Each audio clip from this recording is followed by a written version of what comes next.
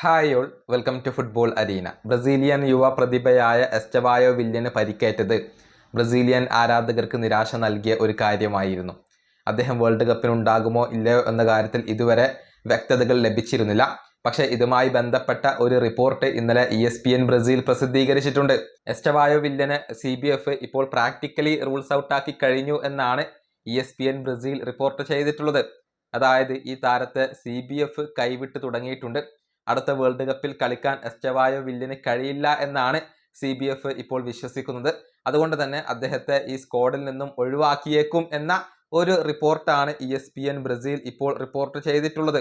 CBF പതിയെ അദ്ദേഹത്തെ കൈവിടുകയാണ്.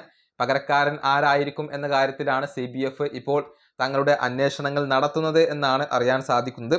ഇനി മറ്റൊരു അപ്ഡേറ്റ് കൂടി ബ്രസീലിയൻ ടീമുമായി ബന്ധപ്പെട്ടുകൊണ്ട് നമുക്ക് ലഭിച്ചിട്ടുണ്ട്.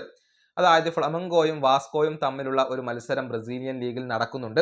ആ മത്സരം കാണാൻ വേണ്ടി കാർലോ ആഞ്ചലോട്ടി എത്തും.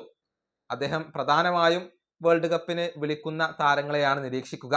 അതായത് ഫ്ലമംഗോക്ക് വേണ്ടി കളിക്കുന്ന Danilo, Leo Pereira, Alex Sandro, Lucas Paqueta ഇവരൊക്കെ ബ്രസീലിന്റെ വേൾഡ് കപ്പ് സ്ക്വാഡിൽ ഉണ്ടാകും. അവരെ കാർലോ ആഞ്ചലോട്ടി നിരീക്ഷിക്കും. ഇതിന് പുറമെ ഫ്ലമംഗോക്ക് വേണ്ടി കളിക്കുന്ന സ്ട്രൈക്കറാണ് പെഡ്രോ.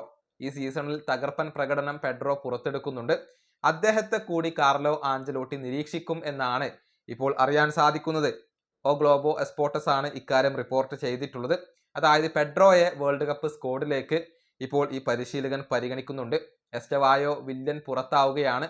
അതുകൊണ്ട് തന്നെ മുന്നേറ്റ നിരയിലേക്ക് ഒരു താരത്തെ ബ്രസീലിന് ആവശ്യമായി വരും. അപ്പോൾ പെഡ്രോയെ കൂടി പരിഗണിക്കുന്നുണ്ട് എന്നാണ് അറിയാൻ സാധിക്കുന്നത്.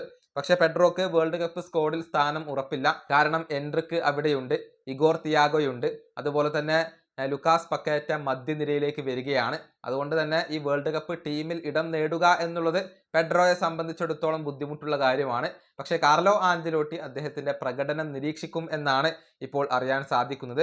ഈ ബ്രസീലിയൻ ലീഗിൽ പെഡ്രോ മികച്ച പ്രകടനം നടത്തുന്നുണ്ട്.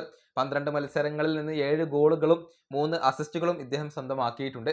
നേരത്തെ ബ്രസീലിയൻ ദേശീയ ടീമിന് വേണ്ടി കളിച്ചിട്ടുള്ള ഒരു താരം കൂടിയാണ് പെഡ്രോ. ഈ വീഡിയോ അവസാനിപ്പിക്കുന്നു. അടുത്തൊരു വീണ്ടും കാണാം.